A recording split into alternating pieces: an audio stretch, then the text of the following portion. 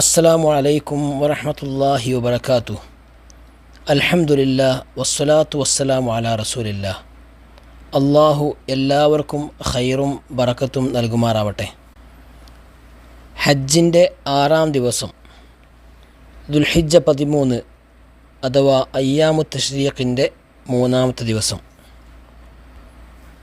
ഹാജിമാർ എന്തൊക്കെയാണ് ചെയ്യേണ്ടത് എന്നുള്ളതാണ് ഈ ക്ലിപ്പിലൂടെ പങ്കുവെക്കുവാൻ ഉദ്ദേശിക്കുന്നത്.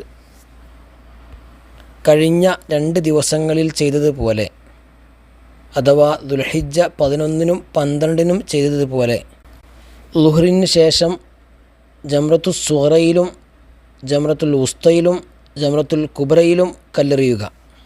അതിനുശേഷം മക്കയിൽ നിന്ന് എന്നാണോ പുറപ്പെടുന്നത് ആ സമയത്ത് തവാഫുൽ വിദാ നിർവഹിക്കുക. ഇതോടുകൂടെ ഹജ്ജ് കർമ്മം പൂർത്തിയായി.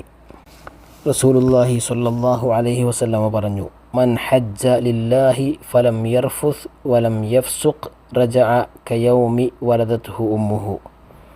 ആർ ദുഷിച്ച വാക്കും പ്രവൃത്തിയും ഉപേക്ഷിച്ച് ഹജ്ജ് നിർവഹിച്ചുവോ അയാൾ ഉമ്മ അയാളെ പ്രസവിച്ച ദിവസത്തെപ്പോലെ പരിശുദ്ധനായാണ് മടങ്ങിപ്പോവുക. അല്ലാഹു സുബ്ഹാനഹു വ തആല നമ്മളുടെ കർമ്മങ്ങൾ സ്വീകരിക്കുമാറാവട്ടെ. ബാറക്കല്ലാഹു ഫീക്കും. അസ്സലാമു അലൈക്കും വറഹ്മത്തുള്ളാഹി വബറകാതുഹു.